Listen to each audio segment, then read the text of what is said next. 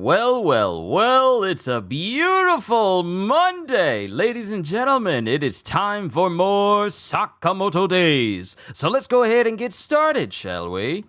Yo, peoples! Kyushu92 here, and welcome back to more Sakamoto Days. Today, we are going to be checking out Volume 17 of this series, titled Entry. We're going through chapters 143 all the way down to, hold on, I wrote a note, 143 all the way down to 151. So I'm slowly but surely getting closer until I can move Sakamoto Days from Monday to Sundays along with One Piece. And I cannot wait! We're getting closer. A little bit more, but I feel like I'll be able to fully catch up to Sakamoto Days before this year is out, and with me doing this Monday to Monday to Monday.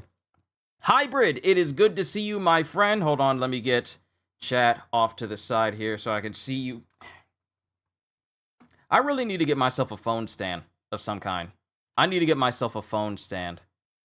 One where I can just prop it up someplace instead of just leaning it against stuff that I got sitting on my desk. I really do. I really do. I'll get one. But last we left off in volume 16, everyone gets to the museum, and they're all laying out the plan on how they're going to bring down Slur and his group. Yo, Mandela, good to see you as well. And we come to find out that Mafuyu and Toromaru are also there at the museum as well. We're seeing, and also the Order is there as well, because Asaki is showing up literally day one. Even if it's like day one, they're already showing up at the museum. So they're showing up at the museum, and it comes to find out that the way they're going to detonate a bomb inside of this museum is, you know, those little bombs that we saw a couple of volumes ago concerning Kashima when Toromaru and Mafuyu were trying to escape from Slur and his group? Yeah, one of those have been embedded in the foot of Mafuyu, where it will detonate upon his death. So now we're presented, Snow, good to see you. Now we're presented with a situation where Sakamoto and his group has to protect Mafuyu from the Order, who already have it in for Slur and his group, and they want to exterminate them with extreme prejudice. If the Order kills Mafuyu, Mafuyu will detonate and pretty much take out the whole museum, and there will be a ton of casualties. And this has been the plan. Not setting up bombs all over the museum, but putting it inside of a person. Now, I said this, Natsuki, all the way over at the JCC, he's not going to be happy to hear how his brother was turned into a living bomb. So now we're presented with this situation where Sakamoto has to protect Mafuyu from the Order and pretty much also come out of it alive, whilst fighting in a museum full of civilians. So that's where we're at right now. I can't wait to read. So let's begin with Days 143 Entry. Hey, it's the title of the volume. And we have Uzuki, Slur, who's speaking. The Order will be at Asaki's side. In other words, when Mafuyu and Toromaru challenge the Order and are instantly slain, the bombs in their bodies will detonate, damaging the Order and Asaki. And then Carolina Reaper chimes in going, when you recruited these two brats, I wonder what you were thinking. So this is the reason why. It was necessary because they aren't licensed yet. They aren't even going to the JCC yet. And they aren't on the JAA's radar. They're the perfect pawns for our needs. And then I can't tell if this is... Gaku speaking this, or the other guy. The guy that has a symbol on the front of his face, whose name escapes me once again. Apologies. Oh, wait, this is Gaku. What if they get themselves killed because they even get to before they even get to the Order? Hold on, let me read that again. I was reading it wrong. My eyes were reading too fast before my mouth could follow. What if they get themselves killed before they even get to the Order? They're crazy weak. That's why I need you to train them, Gaku. Otherwise, the Order won't even bother killing them. And this is a flashback.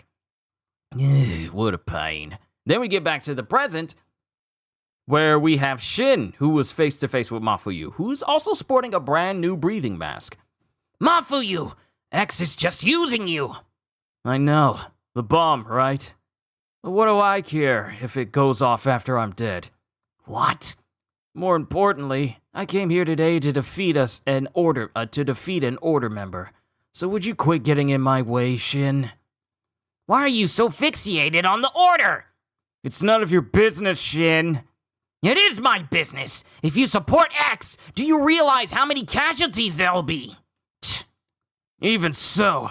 And that is when Shin starts reading Mafuyu's mind. And all he sees is Natsuki. Seba? I told you, Shin! It's none of your... And right when that happens, both Shin and Mafuyu are grabbed from behind. Don't move! So you're the little punks brawling in the museum, huh? We've got you. Now let's head to the exit. And Mafuyu takes this opportunity to kick Shin directly in his stomach. Hey now, stand up properly.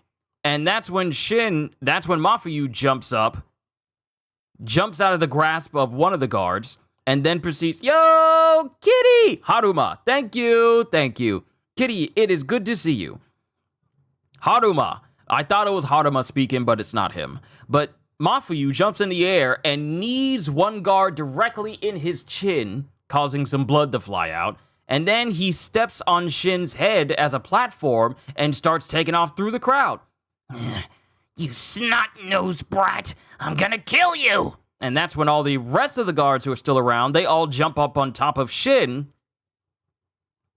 And they go, settle down! And Shin is being forced into the ground by these guards. And then Shin gets up, hand crackling with that glove that Natsuki gave him, going, Get off me, you!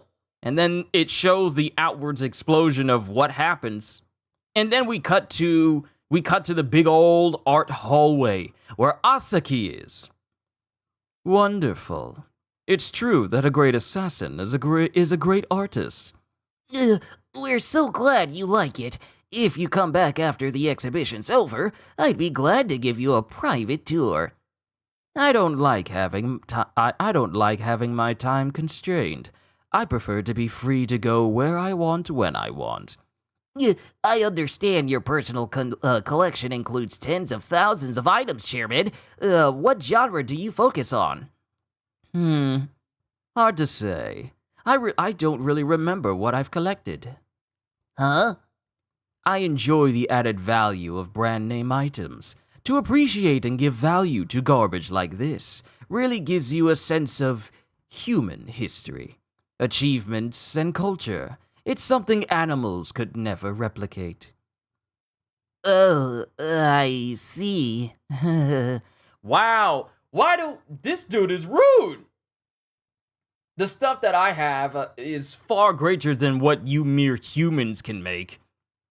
I enjoy the added value of brand name items. To appreciate and give value to garbage like this really gives you a sense of human history, achievements, and culture. It's something animals could never replicate.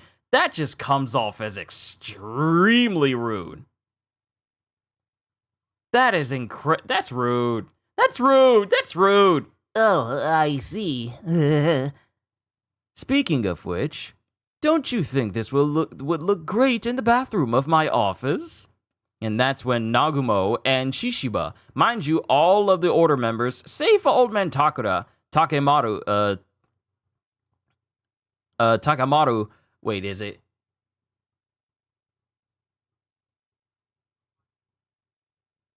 Takemaru? Oh, great. I just forgot the old guy's name. Old Man Take. Ah, no! So many names in the story! I can't believe I forgot Old Man Taka's name.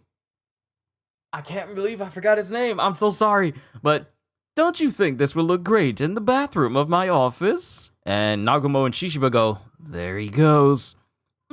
That's a nationally designated cultural treasure, sir. It's not for sale. Also, it's on load from the Tate Britain, so please refrain from touching.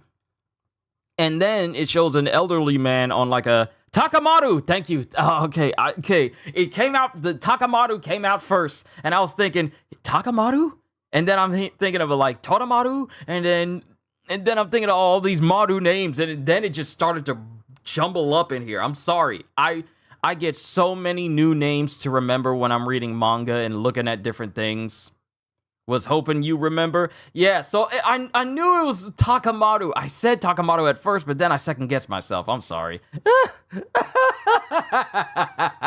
Okay, I got it. But an old man is on like a walkie-talkie or like an old phone, and he goes, "Yes, I've just acquired the Tate Britain."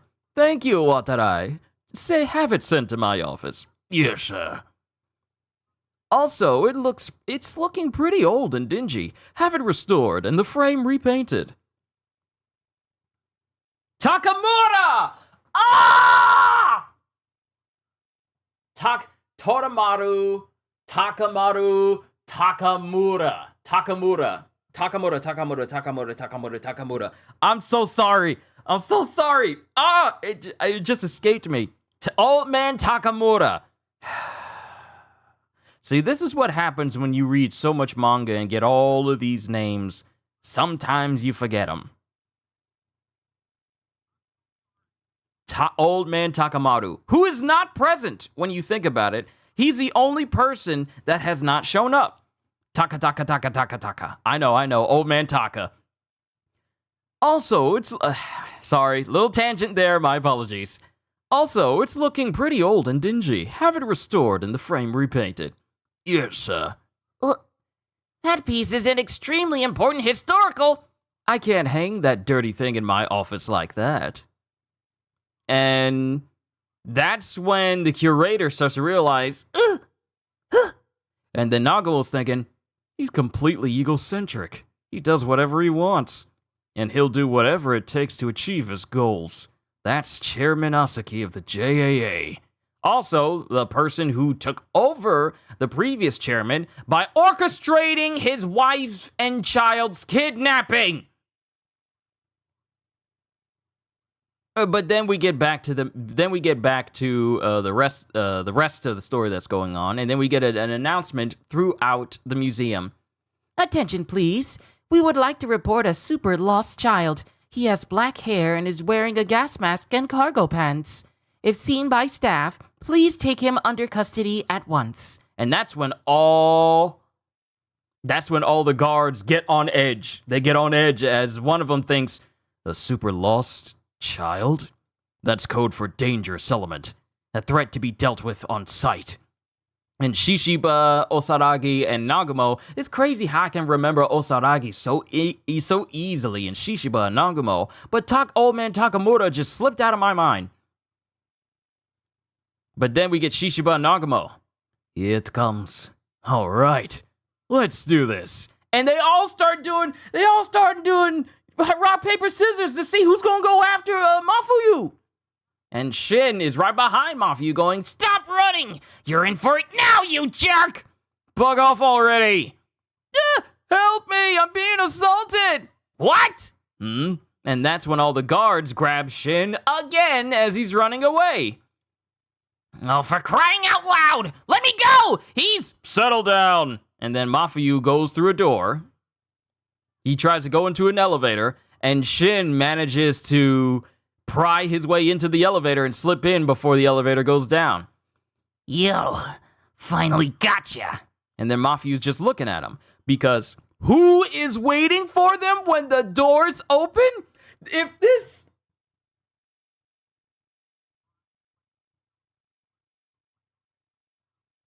It's the doors.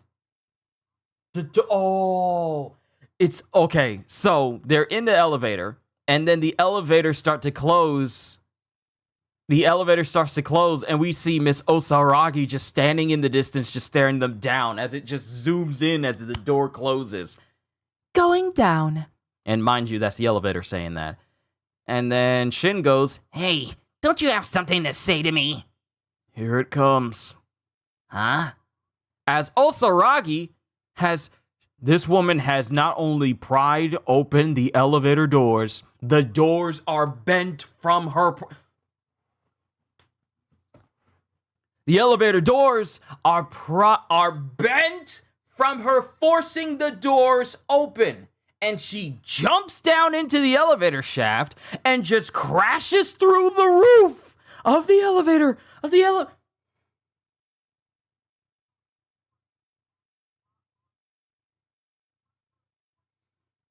I told y'all this. Miss Osaragi scares me. I said that about Satora Sensei. Osaragi scares me. And she just drops in, facial expression not changing, right behind Shin and Mafuyu. Who's this lady? The Order. And Mafuyu immediately tries to attack Osaragi, and she just easily dodges him. What gives? If you're scared, then leave. What? What a mess. Mr. Shishiba will be pissed.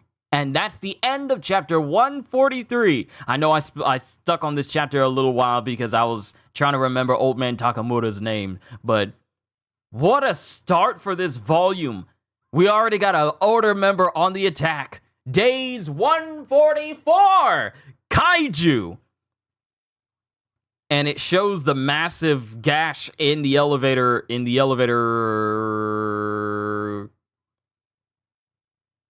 What do you call it for an elevator when the cab is going? Do you call it a cab?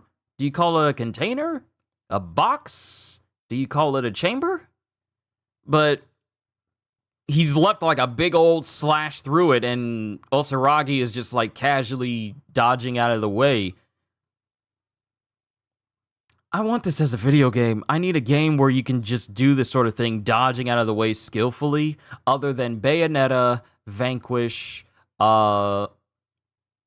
Astral Chain, and what's another good one? Devil May Cry, other than those. Oh, also, I think Grand Blue Fantasy Relink does that too. This woman is in the Order? And we see the light of the elevator just shining down on Osaragi. And then Mafuyu is thinking, in terms of strength, I have the advantage. No, you do not. No, you do not. Because... I'm going to say this right now. We all know that Mafuyu is capable, but he is not Osaragi capable. We saw this woman take down not one, but two people pretty much effortlessly. Wearing nothing but a simple dress and wielding a circular saw. In terms of strength, I have the advantage. And he goes to kick her, and she just kind of leans her head out of the way and catches his whole leg as her grip on his leg grows tighter and tighter and tighter. Huh? Let's get rid of this thing. I can't move. And we see her hand go straight through his leg, or at least what it would have been his leg had he not slipped out of his shoes. They're cabins. Thank you. Elevator cabins. I never knew the name of them. See, this is what sends me down a downward spiral of learning stuff. I never knew that the space you go into for an elevator is called a cabin.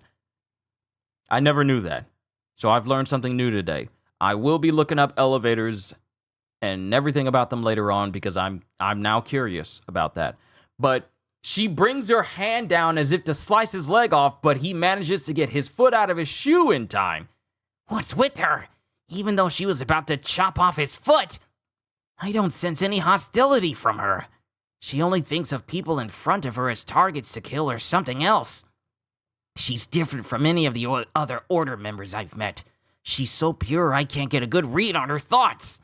Oh, that makes her a very dangerous person to deal with. Because if Shin can't read she is... Wow. So you know what? If she lived in the world of One Piece, if she kept this same composure, observation hockey users would have an extremely hard time reading her in general. because observation hockey users rely on emotion and hostile intent to read an opponent's movement in order for them to move accordingly, and that extends to future sight as well. Osaragi would be a bane for observation hockey users in One Piece. But back to this. It's all or nothing. Wait, please! We aren't enemies of the JAA! Listen, it's dangerous to kill this guy now! Shin, what are you... Dangerous how? X planted a bomb in his body. He'll blow up if he dies. If he dies, it'll explode? She believes me. It's working. Yes. I see. And her grip on her circular saw gets tighter, and she turns on the saw as she goes, Then I'll have to dismantle his whole body, including the bomb. What a pain. And she just goes to town on the elevator cabin. And the elevator cabin starts falling through the shaft because in light of her slicing through the cabin, it appears like she also sliced through the cable that's supporting it as well, and it just goes down the shaft.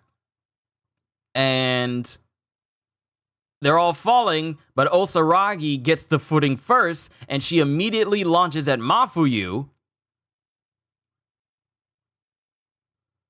And as soon as the elevator gets to the second floor, she bursts through the elevator with both Shin and Mafuyu and sends them... This woman scares me!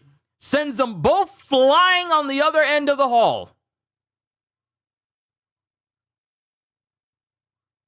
Do you realize how fast you gotta be to take two grown people and push them through metal elevator doors to the point where the doors themselves have a big giant gaping hole from the like she just chest bursted these jokers out of there. And then we have this lovely family looking at American 1940s Assassin City diorama.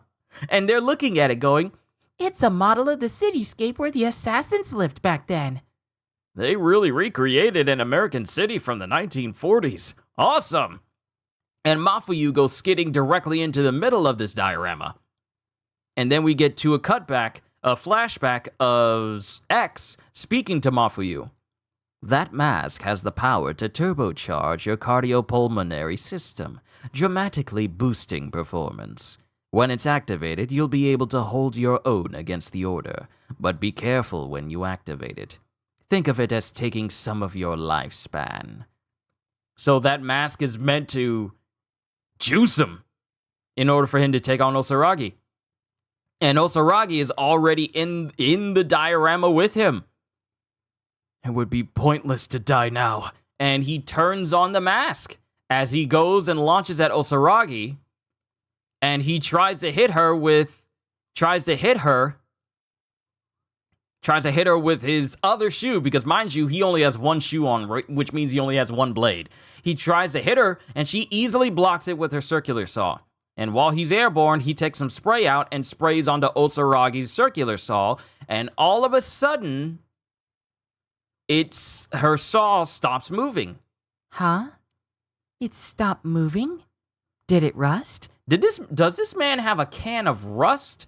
Does he have rust spray? That's a thing? Rust spray?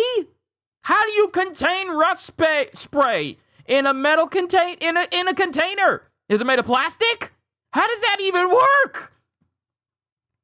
You thought I'd show up unprepared? And well, he doesn't account for the fact that Osaragi isn't strong because of her circular saw. Osaragi just happens to use one, and she doesn't waste any time just kicking him directly in his midsection. Barehanded. Gaku's was heavier. And Mafuyu flies in the air and does a somersault, and Osaragi puts her hand up, and the blade goes straight through her arm, but not enough to actually get to her. She just tanks a full-on blade going through her arm. And he tries to bring his leg down on Osaragi, and that causes her to crash into one of the dioramas. I can do this!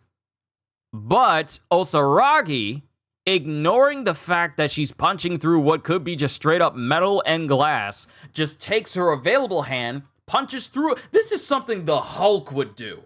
He would just ignore the fact that his hand is going through a building in order to hit another person. She takes her opposite hand and driving it through the building diorama, winds up hitting him directly in the face with the one punch, sending him flying backwards.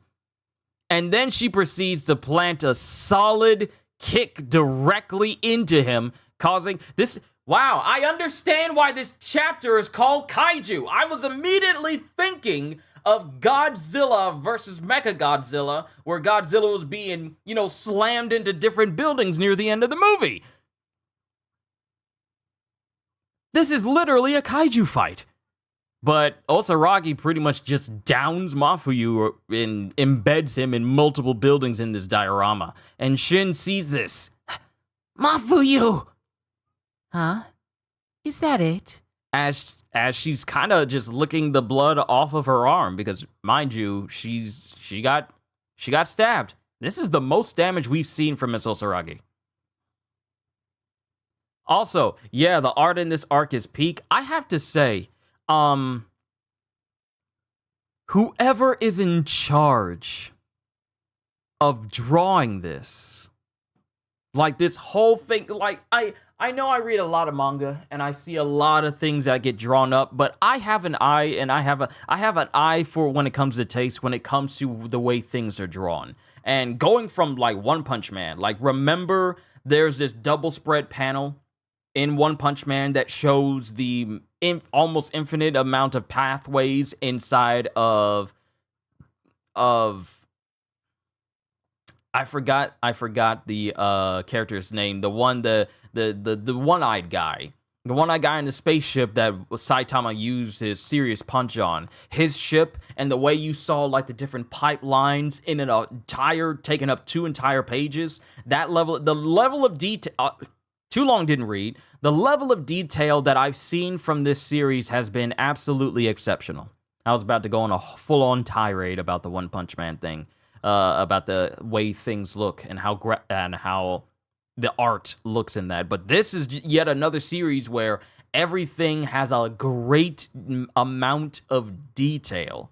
Like from individual small cracks of a seam being broken in a building, to like pieces flying everywhere, to even if Mafuyu's leg is like getting thrown into the air, you can still make out the indentions of the soles of his boots, even while the blur is going. And I'm like, that takes talent to be able to do this consistently. This is beautiful art that I'm witnessing. Specifically, the whole panel where Osaragi is punching through the building in order to punch Mafuyu. That is a well-drawn scene. Well drawn. But Osaragi goes, huh? Is that it? And she's, licking the blood off of her arm. And Mafuyu, he's starting to black out. His eyes are starting to haze over as he goes, sorry, big brother. And that's the end of chapter 144. I feel like this session might be a little bit longer because I got a lot more to say concerning all of these chapters that are going on right now. Osaragi scares me. Onwards to chapter 145. And it's a flashback. Days 145, Crackle. And we have Mafuyu while he was younger. Every day is boring. My dad's determined to make us first-rate assassins. He's completely consumed by it. The mountain where we train is scary and dirty. I don't even want to be an assassin. Then we get Natsuki. Hey, you're not supposed to wander off, Mafuyu. You're late, stupid big brother. I hurt my hand. If I hold a knife, it'll get germs on it. I'm done. And that's when Mafuyu gives him his trademark shoes. Take these. Why are they so heavy? What? Pull out the pin in the heel. And he does, and a blade comes out. Wow! Awesome! For real? Now you don't have to get your hands dirty. Nice! When did you make these? Oh, just whenever I had free time. Got anything else? Huh? And then it cuts to later. Mafuyu, Natsuki, You have outdoor training again tonight. Go to the mountain. Okay, bye! Now, mind you, Mafuyu was never happy to go outside, but since his brother gave him something that will allow him to train without getting his hands dirty, because he's a bit of a germaphobe, he's actually happy to go out training with his brother now. And the father's all like, huh? Oh. Hey, Natsuki, what you got today? Chill. I'm proud of this one. Freezy bomb. Bam! Freezes beasts at minus 250 degrees Celsius. Awesome! Every night, we pretended to be training. Instead, we tried out Natsuki's latest weapons, and the mountain went from a scary place to our playground. Each time he had some cool, innovative weapon. I loved my brother's inventions. What you gonna make next? Maybe an invisibility suit or something? A suit? Not a weapon? I'll make myself invisible and get out of this place. Then I'll become a professional weapons maker. I knew my brother could do it, but I had no goal. Nothing I wanted to be. I was afraid of being left behind, so I got super mad at my brother. Oh yeah? Do whatever you want then. And Natsuki's kind of looking confused. We were already having fun. And get out of this place. In other words, he doesn't give a crap about me. After that, we played up in the mountains less. But one day... And there's a whole pile of things that were out in the mountains that were dumped in front of him. And it shows Natsuki with a bloody nose and a bloody lip. I found these at the training area. Are they yours? So you lied and said you were training, but really you were just playing. Building all kinds of garbage. Garbage? No, Dad, it's... I made them and played with them on my own. You idiot! His, Natsuki, the Seba family, Father Seba says, right as he smacks Natsuki, this is what causes patricide. Smacks Seba, Natsuki directly in the face. You idiot! Still haven't given up that nonsense about becoming a weapons maker. I'm not raising you to make things for other people to use. You're supposed to be the ones using them! Ridiculous. Where did I go wrong? And the father just walks away. And then it cuts to Mafuyu, who's like up late at night. He's going, bathroom. Natsuki is hopeless. He's talented, but unmotivated. He's a blot on the Seba family tree. This is top secret, but I hear the JAA has a facility for training children to be in the order. And then the mother speaking. I know the orphanage is a facade. There are lots of dark rumors. I'm sending Mafuyu there. Darling, don't even make a joke like that. They say there's even been a number of deaths. They just don't report them. Shut up! I have to show the guys who look down on me. I have to show that our family can serve in the order. Those boys aren't just tools. And that's when Natsuki walks up. Dad. Natsuki. When I graduate from the JCC, I'll go to that facility. Natsuki, you... Do you mean it? I'll join the order, whatever it takes. So, don't send Mafuyu. Yo! This is a big bro! This is a big brother! Looking out for his little brother. And Mafuyu quietly makes his way back to his room, and he's just thinking about everything that's going on. My big brother's gonna go. He's saving me. Is that okay? Of course not. No way! As he says with tears in his eyes. My big brother's dream is to become a pro weapons maker! What facility did he say he'd go to after graduating the JCC? And that's when Mafuyu starts to get older and older. But if I said I'd go instead, he'd never listen. We've been fighting too. He has to be 13 to go to the JCC, and then graduate. So that's 8 years from now. If I get into the order by then, maybe Dad won't make Natsuki go. So even after all this time, Mafuyu has gone there for the full extent of joining the order so that Natsuki wouldn't be sent to the orphanage.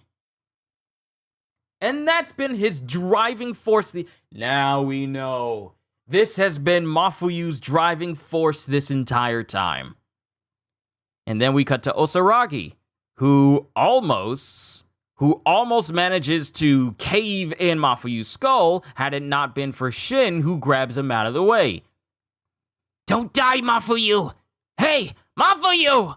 And then Shin starts taking off with Osaragi directly behind. And while he looks behind him, mind you, Osaragi's taken off and it shows her in pursuit. And when Shin looks behind him to see where she's at, she's right next to him with her hand outstretched.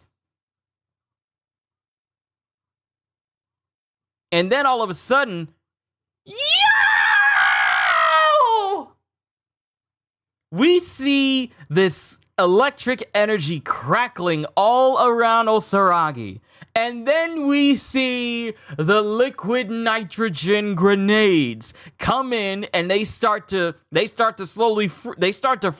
Osaragi, much to her surprise. Cold. Crackly. This weapon. You're always late. Stupid Natsuki. Natsuki is there! I told y'all Natsuki was not gonna be happy when he found out that his brother was turned into a bomb. And now the big bro is here to save his little brother! Let's go. Let's see where this goes. That's the end of chapter 145. Onwards to chapter 146!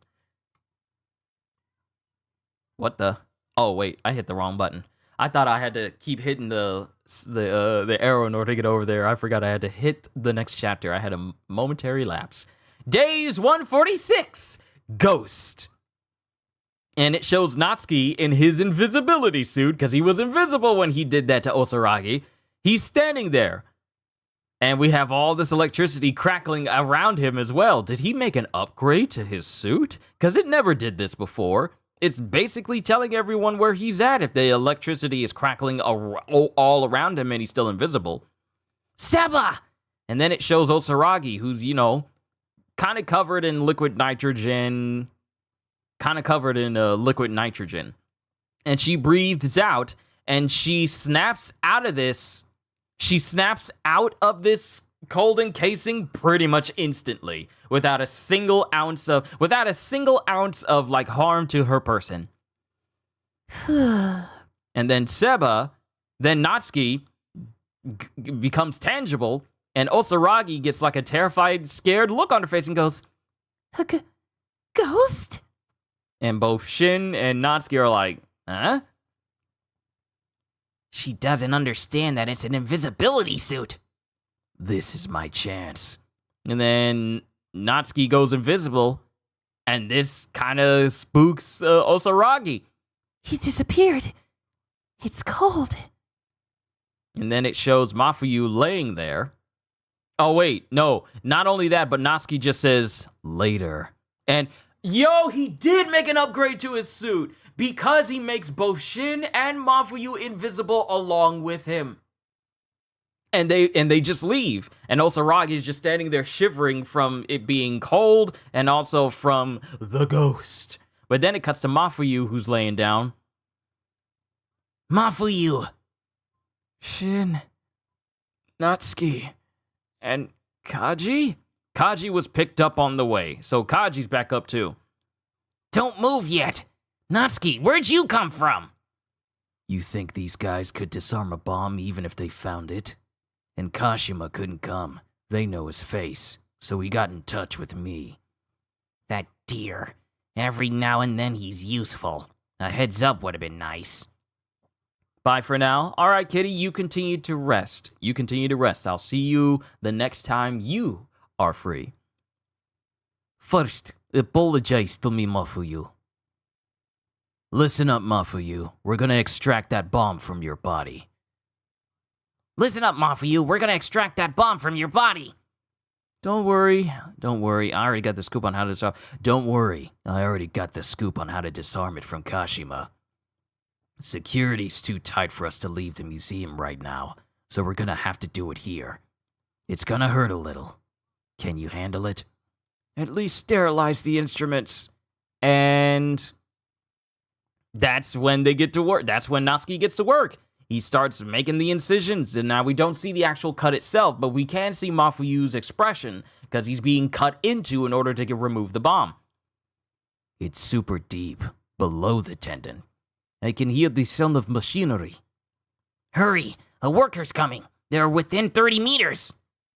Sorry, Natsuki. Huh? I didn't manage to defeat an order member. You idiot. Why would you need to join the order? I was planning to come get you after I finished.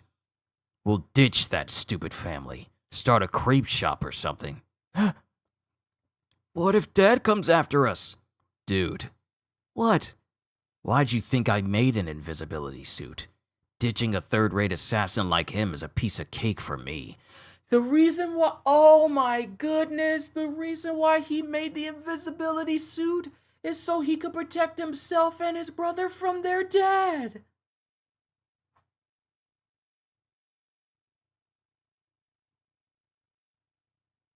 If that ain't the most wholesome thing, This is almost as wholesome as Kashima spending time with Hana.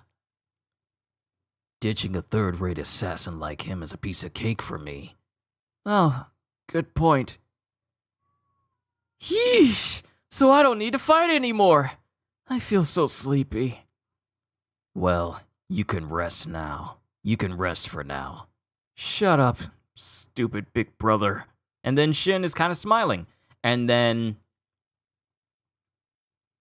it shows the bomb being placed on like a tray. And that's when Kaji, suddenly he starts to get a serious face. And then we cut to Carolina Reaper, who, mind you, has a unique way in the way his font is printed here on these pages. It has like a little, I want to say, bumpy edge to the lettering compared to the way words look standardly for everyone else. Still, the bomb we planted in that kid, you really think it's gonna work? If he dies without getting close to the order, the thing's pointless, right? That doesn't matter, so long as it explodes in the museum. Huh? It's been modified to ensure it fulfills its function. Kashima isn't gonna ruin this. And that's when Kaji goes, "That bomb is still ticking!" Wow, the bomb is still ready to go. And then Natsuki goes, "But I was sure I disarmed it." We've got to get out of... What about Mafuyu? And then Shin starts running. He immediately bundles up his jacket. Then he takes a hot liquid hydrogen bomb. He wraps up the bomb in his jacket, and then he takes the liquid nitrogen grenade, going, "I'm borrowing this, Seba." Then he freezes it, and then Natsuki goes, "Hey, what are you trying to?" "A wall to the outside." And he takes his glove, and he aims towards the wall. No, he takes it, and he punches through the wall, and also throws the bomb outside, which promptly explodes just outside of Shin's reach. He's kind of close, so it shows him with some burn marks on his arms. What? What was that? An explosion?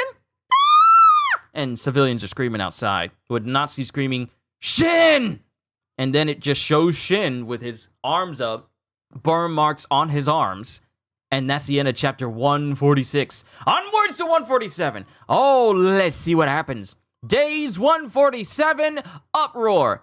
And it cuts to the explosion. Just dialing it back a little bit. Cuts to the explosion, and people are screaming, "Ah! Oh, what was that? An explosion? And then we see Mafuyu and Kaji. Hey, you okay, you stupid clairvoyant? Ow. And Shin is coughing. He dampened the explosion by freezing the bomb. That was pretty impressive. I know, right? At least that puts a stop to Slur's terrorist plan. Ugh! What's wrong? What is this? An after effect of the explosion? I've got a splitting headache. Oh, sheesh. We've really caused a commotion. Can we walk? Can you walk? We should get going. And it shows someone directly above Natsuki. Yo! And it's just this casual dude who just jumps down with a big old trench coat, glasses on, almost spiked up hair. And he slams both Natsuki and Shin directly into the ground. Samejima, squad leader of the Special Defense Forces. Terrorist contained. I can't move an inch. Who is this? Natsuki! Shin! Mr. Samejima, the kid with the mask and the girl he came with are suspicious too. Seal the exits and make sure all JAA members know what they look like. Immobilize the girl on sight. If she resists, kill her. This is bad. Toramaru has a bomb in her body too. Won't people panic if we seal off the exits? I don't care. Hurry before they escape. And that's when the doors start getting closed down in the museum, which means all of the civilians who are currently in the museum are now trapped in there. So if a bomb goes off, no one's going to be able to... This is even worse. This is even worse, because at least if something were to happen while the doors were open, some people would be able to get out. But now it's going to be even worse because no one can leave. And Toramaru has a bomb in her. But a big old giant gate closes down and it seals all these civilians inside, and we get to hear what they think of that. Hey, why are you locking us in? Open up! What's going on? Ow! Quit shoving! Ah! I have to go to the bathroom. What was that explosion? Some kind of terrorist attack? Whoever captures the girl gets a promotion to second class. Got it? This is gonna cause even more panic. Is that wise? And this is Shishiba talking to Nagamo. No worries. When it's too quiet, it's hard for a shy person to enter the classroom. What are you talking about? What? We're not terrorists! Don't kill the girl! There's a bomb in her body! Silence! We're not listening to X's gang. You were targeting the chairman's arrival. Did you think you could trick us by mingling with the public? You've really underestimated the JAA. You and all your friends are done. This is bad. If they kill Toramaru, the bomb in her body will go off and claim innocent lives. We have to protect Toramaru! Notice how we haven't seen hide nor hair of Heisuke or Sakamoto. Well, actually, I think it was like Amane and Sakamoto. They're supposed to be there as well. We haven't seen them yet. We've just been focusing on Shin. Samejima. Oh boy, Samejima. We have to protect Toramaru! First floor, entrance hall. Hey, let us out! What is this? I'm afraid it's an emergency situation. We're very sorry. Yeah, by the entrance. They aren't letting us leave. I know that they're both equally bad, but what would you rather deal with? Ears badly damaged from the explosion, or a half-burnt arm? A half-burnt arm. Because if a half-burnt arm can still be a functional arm, but if your ears are just completely busted and badly damaged, that takes a lot longer to hear. And for me personally, as a musician, I need to hear. I absolutely need to hear. So I'd rather have a badly burnt arm than badly damaged ears, because that's pain in your head. Think about that. That ringing you can get in your ears, imagine badly damaged ears and you just have that pain pulsing. And since it's your ears, that sound is in your head all the time. Now, I can't speak about the pain because I've never gotten to the point where my ears have been badly damaged. But I can imagine the pain must be excruciating due to how close to the inside of your head it actually is.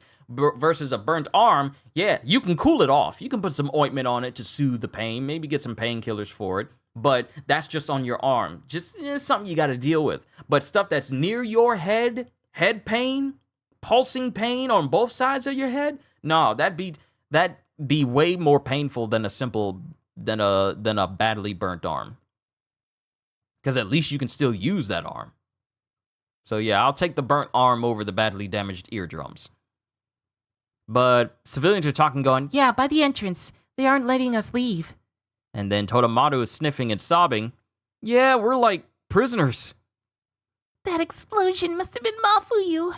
He challenged the order, and they killed him. I should have tried to hold him back somehow.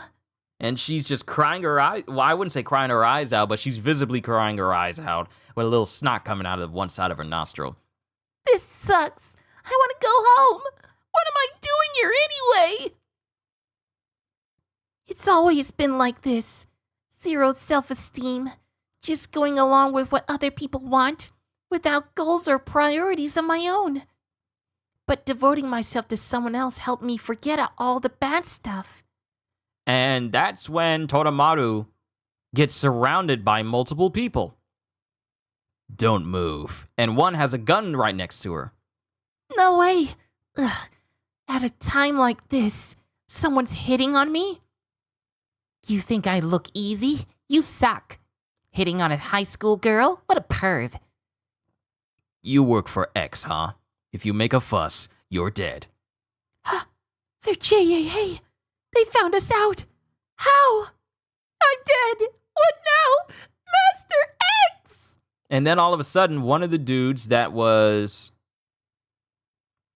right behind Totamaru, he said, I know who that is! Ooh! I know who that is! Walking in flip-flops with socks on. I just said we haven't seen this Joker in a minute. But the dude that's right behind Totamaru falls down immediately, and she's shocked. And then the other guys are shocked. What just happened?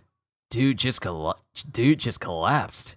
Huh? And then all of a sudden, the one guy who has a gun, his gun immediately gets dismantled all of a sudden.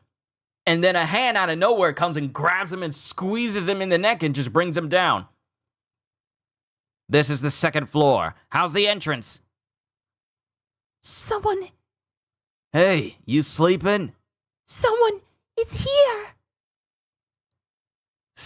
And it's Sakamoto! As he comes in with a swift chop to the guy's throat before he can answer. And then he just knocks the guy out. And then he takes the little mouthpiece the guy had on him and goes, all good at the entrance. Roger that. Sakamoto. Things sure got heated all of a sudden. I love this guy! To be continued. That's the end of chapter 147. Onwards to 148. Sakamoto's here! Now we can get serious. Things sure got heated all of a sudden. And then Totamaru's just going, Sakamoto. Days 148. Fan activities. And we get a color cover page here with Nagumo, Sakamoto, Shishiba, and it appears to be Hio off to the side, back when they were much younger. Shishiba had his hair tied up. Sakamoto had his hair tied up as well with that one lock off to the side. And Nagumo's just casually reading a newspaper. Hio's off to the side, but you can make out his spiky hair. I remember this girl from the JCC test. She was a fan of mine. And then while he shudders at the fangirlism that she shared at first, he then looks at her as she's kind of knelt on the ground going, why are they attacking you? Good question. I don't know. I don't know why we're all fighting. I don't know what Master X wants. X? I was supposed to be at the JCC right now, taking classes, hanging out, going on dates. I was supposed to have a regular life. What am I doing here? And she's just in a fetal position, just like on the floor. And then we get like a shot that just... Then we get like a shot that comes in and it hits a pillar near... It hits a pillar near Sakamoto. There. And it's this dude who's leaning out from a pillar, but he's also leaning his face into the pillar, like he's aiming, and he has his face kind of smushed up near the pillar. Like, I don't know if it'd be just me, but I would never, like, press my face up against a pillar if I'm aiming at someone. Least of all, a public place where people be putting their hands everywhere. You don't put your face on nothing. You don't do that. And if you do, you take that hand sanitizer out and rub your face in it. That's that's how it goes. But he's just leaning into the pillar going there. And he took a shot at Sakamoto and Toromaru. So, you're being targeted as one of X's assassins. Sakamoto, you just stay away from me. There's a bomb in my body. I don't want it to hurt you if it goes off. A bomb? And then Sakamoto is standing next to a pillar, and he just suddenly takes his hand and just grips the pillar, causing the pillar to, like, crumble and... I wouldn't say crack, but crumble. He causes it to crack just from his finger pressure, and he's visibly upset. Uzuki, how low can you get? We're getting you out of here. Huh? That's impossible. The entrance is sealed. I give up. You'd have to go up against all of the assassins in this museum just to save me. It's okay. Just stick with me. Oh, the more I look at him... And Sakamoto's, like, kind of looking at her with a tilted head, like, He's just a regular middle-aged guy. And he's fat. Sorry, Sakamoto. I'm not your fan anymore. Are they really the same age? I'm his fan now. And she's referring to being the fan of X just because I want to say because he looks young. Time is cruel. Anyway, let's move. You stand out here. You're the one who's... Let's move. You stand out here. You're the one who stands out. There's the girl. What's that fatso doing with her? Carefully draw her deeper into the museum. Roger that. And you know who is waiting. And we have someone with a mask on. You know who? Your uniform stands out. Where on this top? Hey, am I going to finish Solo Leveling? If you mean reading Solo Leveling Ragnarok, I will when it gets an official release date in the US. And if you say, hey, the chapters are already out in the US, those are fan-translated chapters, and I don't read those anymore. Once Solo Leveling releases Ragnarok and the rest of those chapters, then yes, I will read those. Your uniform stands out. Wear this on top. Matching outfits? The Assassin of the Century exhibition. They went to a gift shop. Aw, father-daughter outfits. How embarrassing. He's not my dad. And then Sakamoto is just looking at his wallet,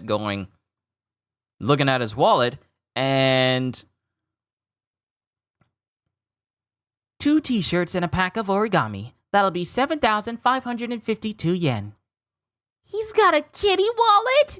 So not cool. Because his wallet has like a little rabbit on it, which kind of matches the same thing his daughter had when she wanted that special backpack. He's totally sullying my memory.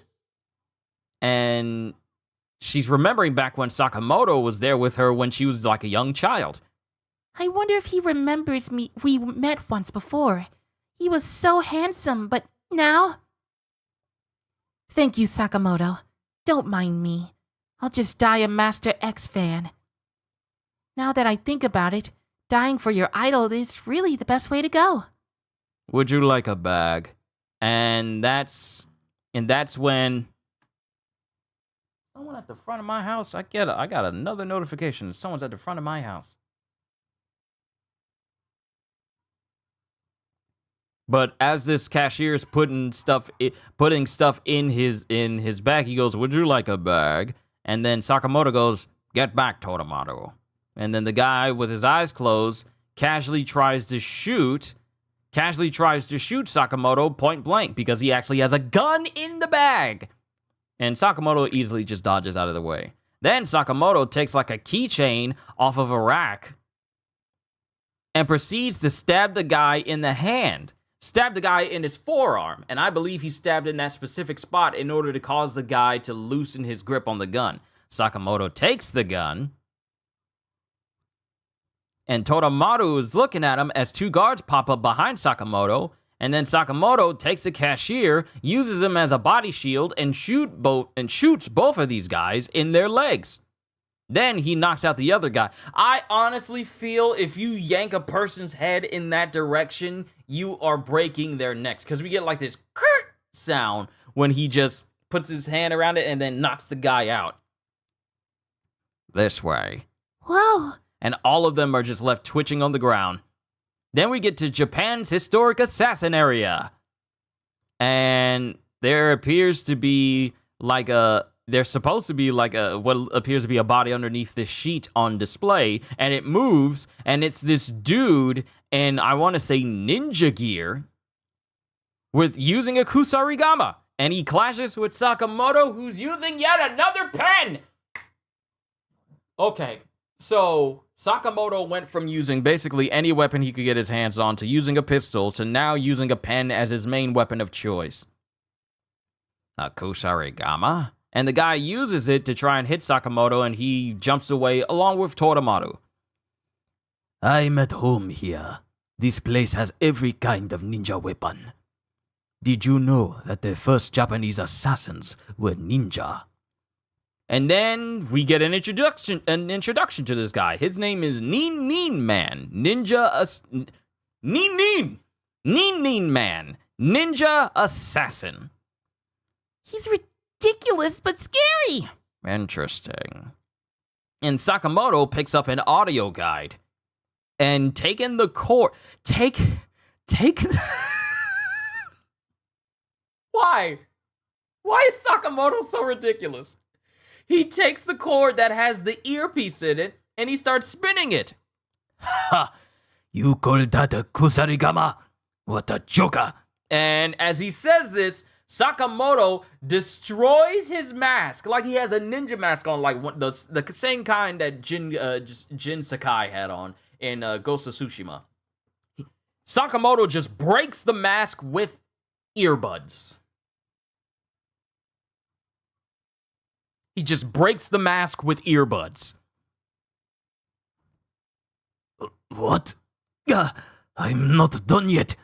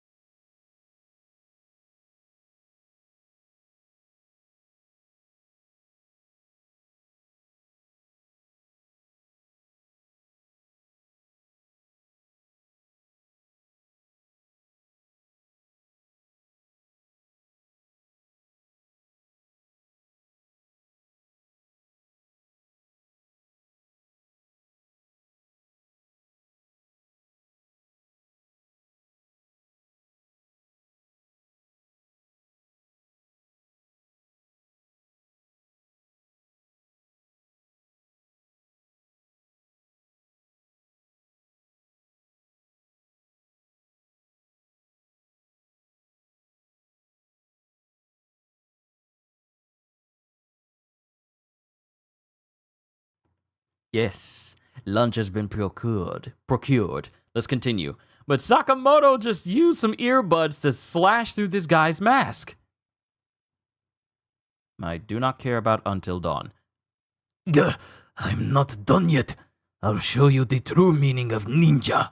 And then Sakamoto is just all of a sudden No, he's not cracking his knuckles. He's doing something with his hands. He made an origami ninja star. I used to make origami ninja stars all the time.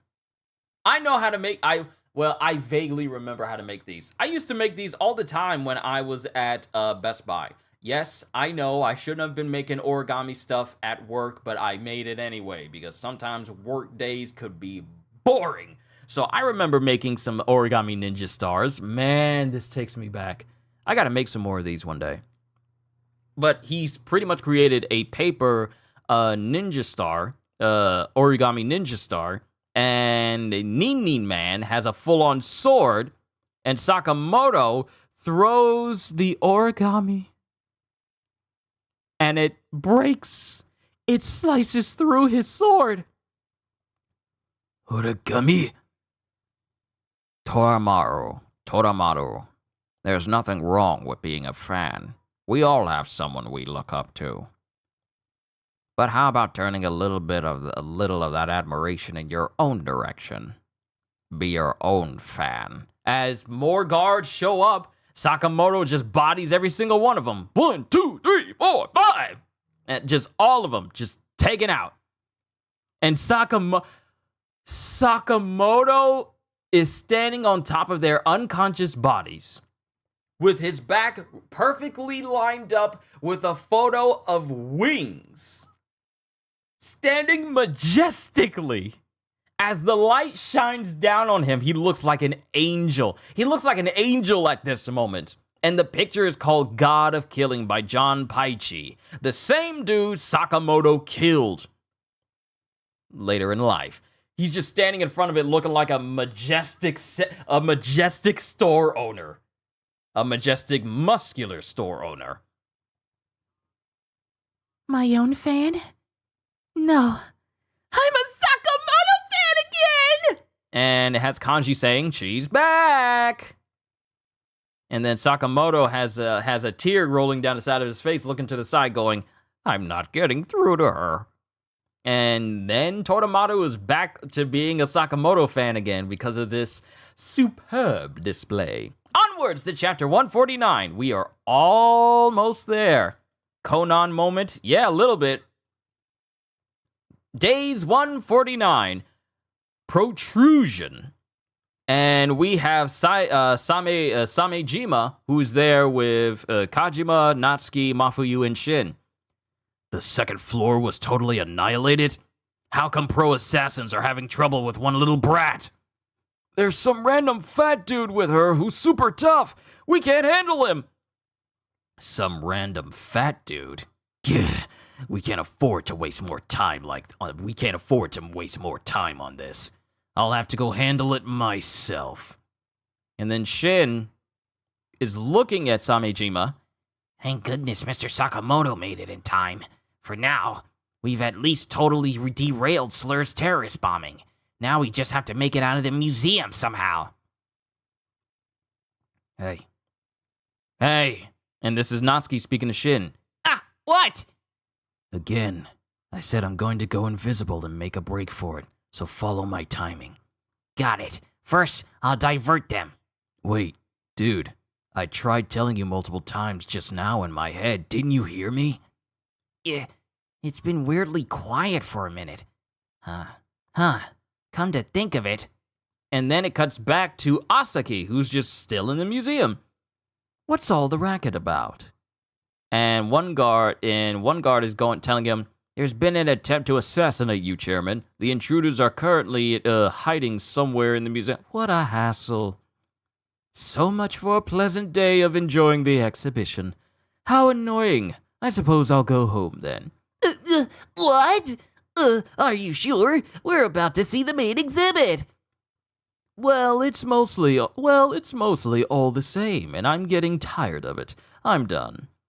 Jeez, this guy really does whatever he wants. And this is Shishiba thinking this, because Nagamo and Shishiba are personally escorting Asaki.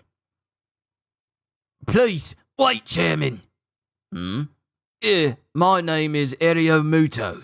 I'm a JAA executive. Remember, this dude is working with X in the hopes that he would take over as chairman if they managed to take him out. We've currently sealed off all the exits in order to apprehend the intruders. Please view the exhibition just a bit longer. No, I'm done. Open the doors for me. But if we open the doors now, the public might panic. That's none of my concern.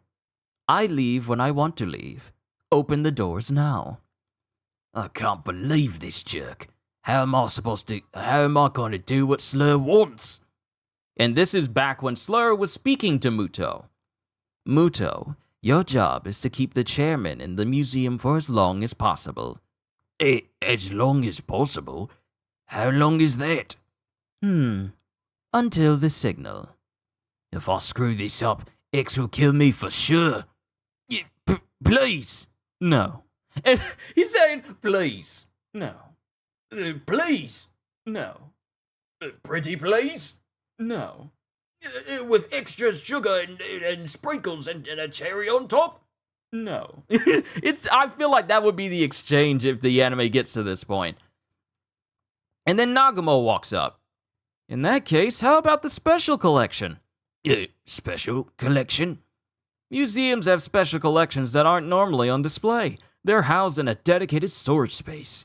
Sorry, I barely got that breath out in the last one. Museums have special collections that aren't normally on display. They're housed in a dedicated storage space. It's built to withstand various types of disasters, so it should be quite safe from an enemy attack. Also, you'll get to see a rare collection of items not usually viewable. That does sound interesting. I suppose I could kill a bit of time here. I'll escort you there immediately, goes a curator. Thank goodness. Now X won't kill me. And as Muto is breathing a sigh of relief, it shows Nagumo right behind him. You're a spy for X, aren't you? Trying to detain the chairman at the museum. It's just a bit too convenient for the enemy, isn't it? Don't worry, I'm not going to kill you right away. It works for me to keep the chairman here as bait as well. Here as bait too. Chairman? Bait? Who the heck is this punk? They'll be coming here, won't they? And then it cuts from Nagumo to Sakamoto as he looks up and we hear some. And not only that, but Samejima notices, Shin notices, there's a helicopter above the museum. And who drops out of the helicopter but? It's a TV helicopter! Wave! Something just fell out of it. I recognize the body shapes of these individuals. It's Kumanomi, Haruma, and Gaku! And Haruma, while he's still airborne, falling through the air with Gaku and Kumanomi, he takes his big old shot put, and with all of his strength, shoots it, aims it at the helicopter they were just in, and blows up the helicopter. And then, Kumanomi, using a brand new arm that's apparently been built for her, one completely made of metal, she starts using electromagnetism and she starts manipulating all the pieces of the helicopter and allows them to have a bit of a path that can get them inside of the museum. Wow, the coordination and teamwork with this was perfect. Drop out of the helicopter, Haruma destroys the helicopter, Kumanomi manipulates the remains of the helicopter and creates an entry point inside of the museum. And they burst in right above Samejima. More of them! They just keep coming. Shoot them down! And while that's going on, Gaku is blocking the bullets with his big old staff that's been rebuilt. I'm gonna go on ahead. Don't get lost. You've got a museum map? I'm not a child, okay? You can't just... And that's when Gaku lands on the ground and goes, "Can't you just wait a few seconds?" And while it shows some... Sorry, burps. While it shows some guards running towards Gaku, Gaku cuts through all of them. Gaku cuts through all of them in an instant. And when it shows Samejima, we see a hand... Woo! Hold up! Wait a minute!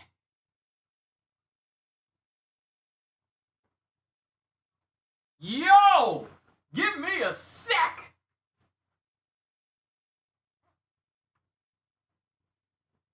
I had to walk up to the side and put on some pants because I need to stand so you guys can see me.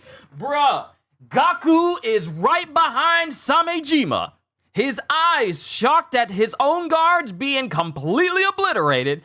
We see the hand behind Gaku's hand right behind him, and Gaku just 1 inch punched his head off.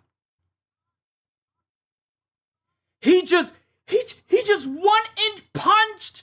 He just 1 inch punched his head off. He just went like, boom, and his head just shatters. His head just explodes. His glasses flying off of where his head.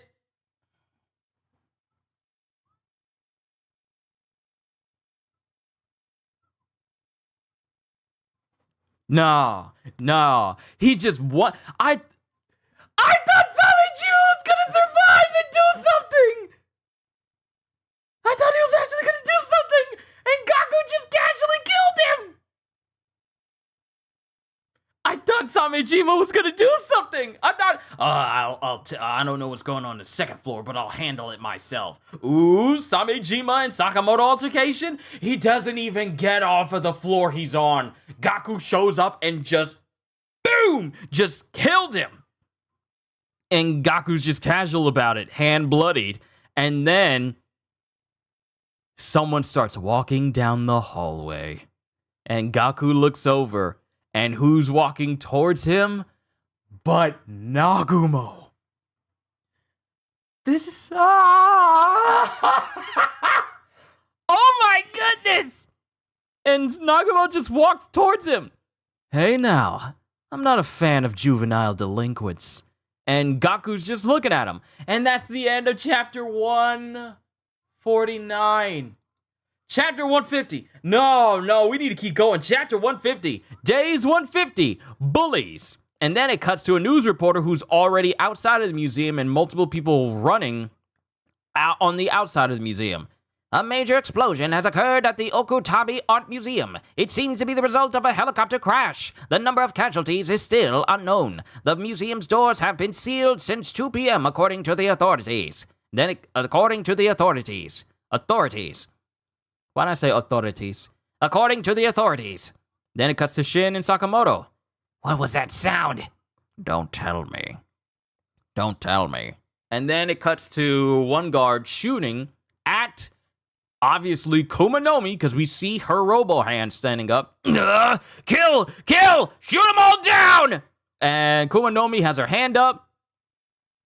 And all of these guards who were shooting at her, not only did not a single bullet manage to touch her, but she also rips the piping down from the ceiling above them and immediately impales them repeatedly. This is literally reverse Bracken dance, except instead of bone, it is metal. And she's just looking casual. Then we have Haruma. Haruma is literally using... I'm not ready for this chapter. I'm mentally not ready for this chapter. Haruma, it shows him directly in front of a person's head. And with his strength, he takes off this person's head as his own personal shot put and then proceeds to obliterate. I don't mean just straight up kill, obliterate. He is leaving holes in a great deal of people using another person's head as a projectile. He just casually goes, and then shot puts a person's head through a bunch of people. Nice. And he just, I'm seeing people's entire bodies and torsos being split apart by him shot putting another person's head. And he's just cracking his knuckles. And then we get Carolina Reaper. Who just breathes in heavily. And then he lets out a whole bunch of flame from his mouth. And it immediately ignites every guard underneath him. This dude's a fire breather. We got a person that can use electromagnetism. We got an incredibly powerful person that loves sports. And now we have another person who has been eating way too many ghost peppers to the point where he can now breathe out the heat he consumes. I don't even know if the dude likes peppers. I'm just making very simple observations, and he just incinerates everyone underneath him. What is this fireball jutsu going on? They're monsters! According to Muto, the chairman's in the special collection area. He's on the ground? Hope Gaku doesn't get lost. Right? I burned my mouth, and is he drinking milk in order to... Is he drinking milk in order to cool his mouth off? Then all of a sudden, Haruma, a hand comes out of the wall behind Haruma and drags him through the wall. And it's Shishiba. And Shishiba brings his hammer down, but Kumanomi grabs the hammer. Kumanomi, it's fake. And then apparently the hammer that was pulled by her was a fake, and not only a fake, but it was also a bomb, as it explodes behind Shishiba. That's what you get for pulling in everything you see like a moron. Simple weapons are the best. And that's when Haruma grabs Shishiba by his collar and tosses him across the room. Shishiba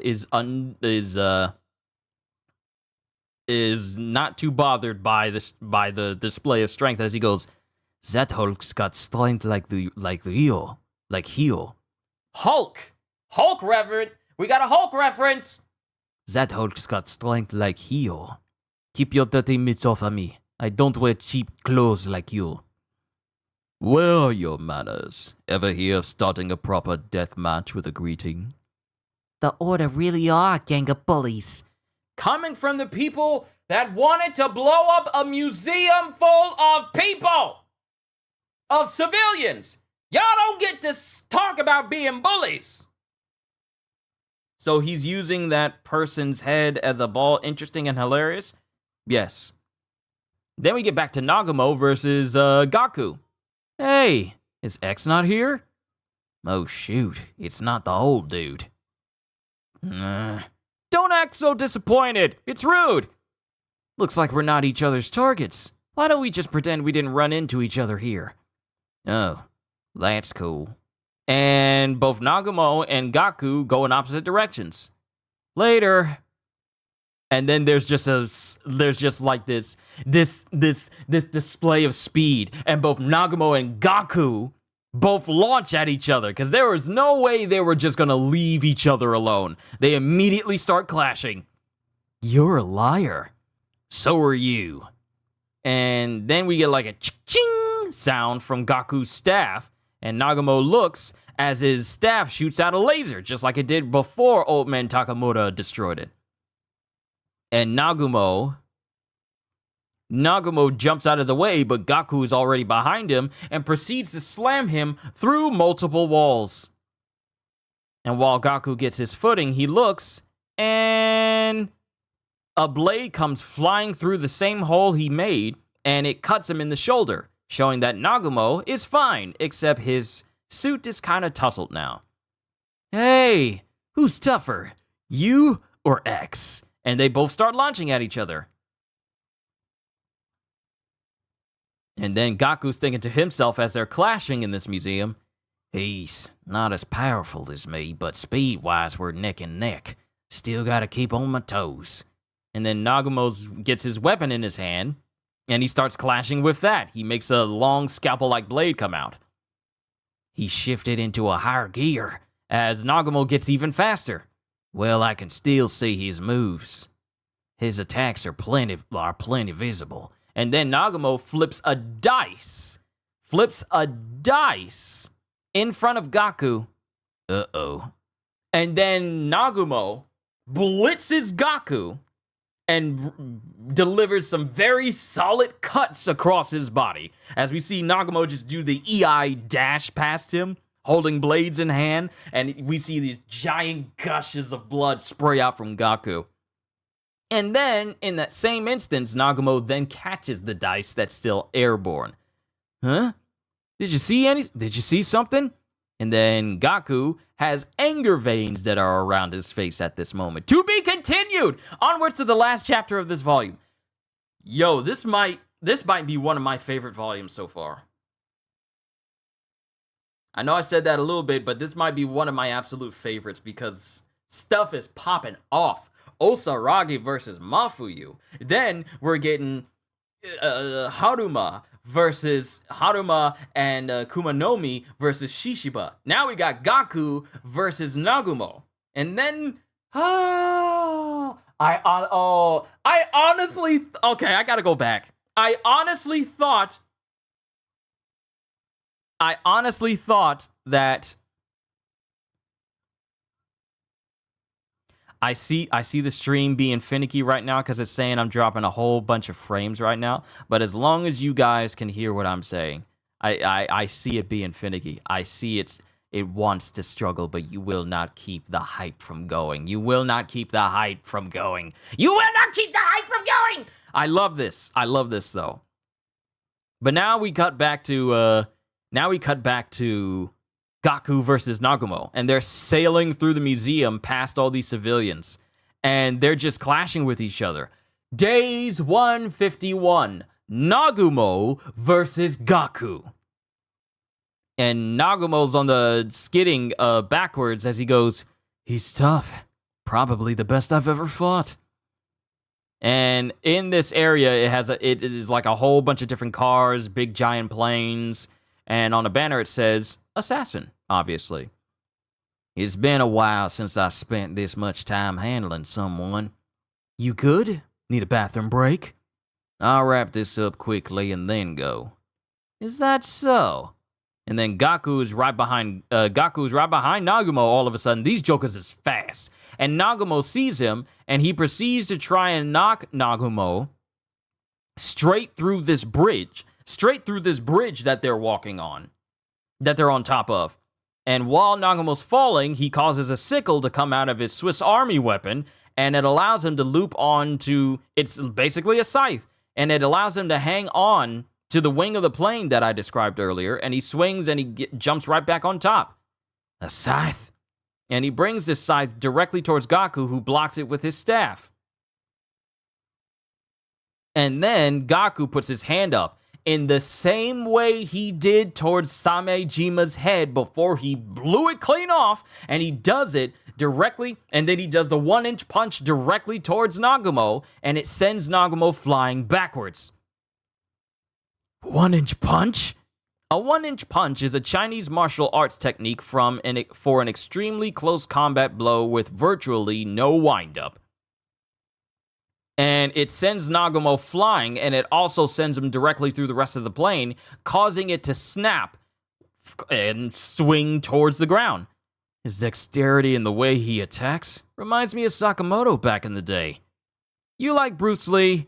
And then the rest of the plane snaps off of its other cable and starts to fall towards the ground, while Gaku and Nagumo are, falling next to this plane towards the ground. Huh? Who's that? You really don't know? As Nagumo this man's got a battle axe inside of that long, thin, and I know I used to do this a lot towards his weapon when he first introduced it. In that long weapon that he's had, he's got a battle axe in there? What is this, Cloud's Buster Sword from Advent Children? You really don't know? That seems fishy. It changed shape again. A hammer or an axe? And Nagumo slams one side of the plane, causing the inertia to slam Gaku and send him flying towards the other side falling towards the ground at an angle. And Gaku skids to the ground, and he looks as Nagumo casually falls to the ground. What is it with everyone falling towards the ground as if they're Sephiroth or Yuji Hama, just landing daintily and softly to the ground like it's nothing? What an annoying weapon. That's its default shape, but it can change into double swords, a scythe, an axe. Wonder what other stuff it's hiding. I'd break it in a day if I tried to use it. I'm tired of thinking about it. What a pain. And then Gaku appears to have dropped his weapon that he was using, And then we get like this big pair of hands that just appear around Gaku. I want to say this is like a psychological thing. Enough. And then these hands start to grip onto a PSP. And from Gaku's viewpoint, this is now turned into an RPG. And I want to say an open world RPG, or at least an open-ended RPG. Because you see the little mini-map in the top corner, you see the map up top, you see the health bar, you see all the extra information on the top there, you see a whole bunch of items down there at the bottom, his health bar and level down at the bottom as well. All the stuff on screen, you'd swear this was a Ubisoft game. God knows they can use all the help they can get right now. And Gaku is seeing this as a video game. Almost made me think that the chapter is over. And then Gaku goes, "Killing's just a game. You gotta enjoy it or it's a waste." And then he immediately starts to rush Nagumo. He's dropped his weapon. He's dropped his mallet, and he's just going free hands now. And Nagumo takes his sword out, and he stabs into Gaku's arm, which he takes, ignores, and then spins his wrist to break the sword off in his arm, and then proceeds to bring his arm towards Nagumo. And Nagumo, seeing this, flips over Gaku's arm and tries to kick him. Gaku blocks it, grabs Nagumo by the leg, and throws him away. Then, while Nagumo is looking and righting himself, Gaku gets back to his weapon and tries to slam him into the ground, but Nagumo blocks it with his Swiss Army weapon. You know, what matters in a weapon is sturdiness. Oh wait, what matters in a weapon is sturdiness, as it shows a crack has appeared over Nagumo's weapon. What matters in a weapon is sturdiness and weight. And that is when, all of a sudden, a blade goes straight through Gaku. And it's a blade you can't see. It's an invisible blade. As Gaku is shocked that he just got stabbed directly in the body. He just got stabbed straight through the body. An invisible blade? The key to killing is deception. And Nagumo says this with a smile. So Nagumo's got an invisible sword. Either that or it's so see-through you can barely see it at all. He just got Gaku with something he couldn't see at all. And that's the end of chapter 51. So now we gotta wait until now I gotta wait until Monday in order to see what happens next. I'm excited to see what this. Okay, all right. Chapter's over. To be continued. That's the end of chapter 151. I gotta talk to you guys about this chapter. Okay, all the fights in this volume were clean. Every last fight in this volume was clean. Osaragi versus Mafuyu. We really haven't even Sakamoto versus all of the guards. We really haven't really gotten into the fight between Shishiba versus Haruma and Kumanomi. We really haven't gotten into there yet because we're focusing on Nagumo and Gaku. This was a clean fight. I am still shocked that Samejima looked like he was going to be doing something. It looked like he was going to be doing something. And then he just gets 1-inch punched by Gaku, and he's just dead. He's just dead. He's just dead. Medela, I know you're saying one more volume, but say nothing more because I don't even want to know what's with one more volume. I don't even want to know. Let's just wait until next Monday when I continue reading with volume 18. Bruh, I'm excited! I'm excited to read what's going on with Sakamoto Days. This was a very, very, very solid volume. I was incredibly impressed with this one. Not only by, the way the art was drawn, but just how the fights were done as well. I am looking forward to the next volume. Oh, Sakamoto Days is so good. It's so good! But we're slowly but surely catching up. We still got a ways to go because the next couple of chapters, let me see here. Because we're all the way up to chapter 184. I'm already in the 150s, which means if I go from 51, 52, all the way to 186.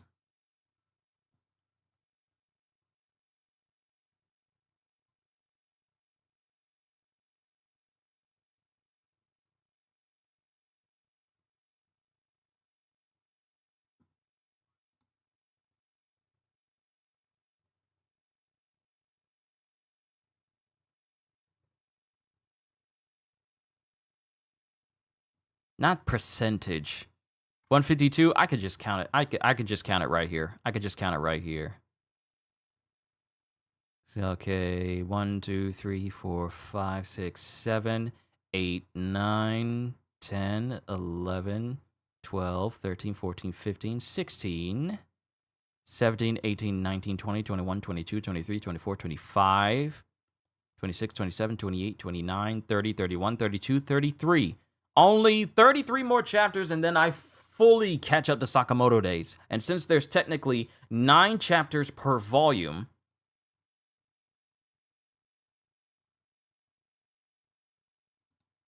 9, 18, I want to say roughly three more sessions before I fully catch up with Sakamoto Days. So this is going to be roughly 3 more. I want to say roughly 3 more streams, but we'll see. We will see. But I'm almost there. I'm getting close. I am getting close. Yeah, I'm getting close.